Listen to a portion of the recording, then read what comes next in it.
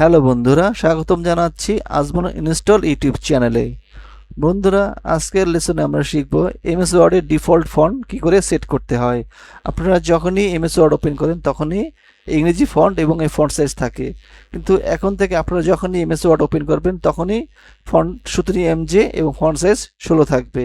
বিশেষ করে আপনারা যারা সবসময় দলিল কম্পোজ করে থাকেন বাংলায়, তাদের জন্য এই ভিডিওটা অত্যন্ত গুরুত্বপূর্ণ।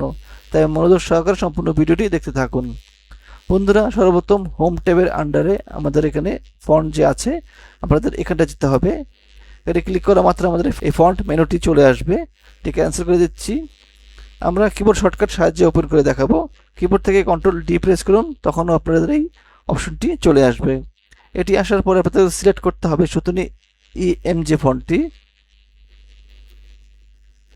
অথবা এখানে ক্লিক করে এসইউ প্রেস করুন, চলে আসলো সুতনি এমজে। এই ফন্টটি সিলেক্ট করুন এবং ফন্ট সাইজ আপনার যদি 12 বা 14 16 রাখতে চান সেটা সিলেক্ট করুন।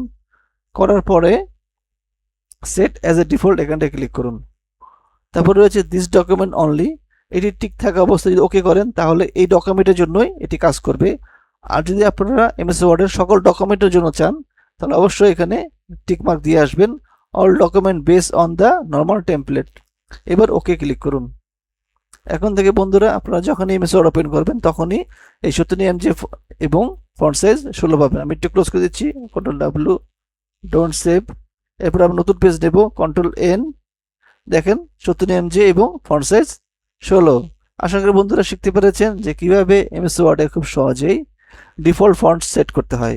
যাক বন্ধুরা, ভিডিও ভালো লেগে থাকে অবশ্যই বলবো লাইক, কমেন্ট, কমেন্টস করুন এবং শেয়ার করবেন। সবাইকে অসংখ্য অসংখ্য ধন্যবাদ।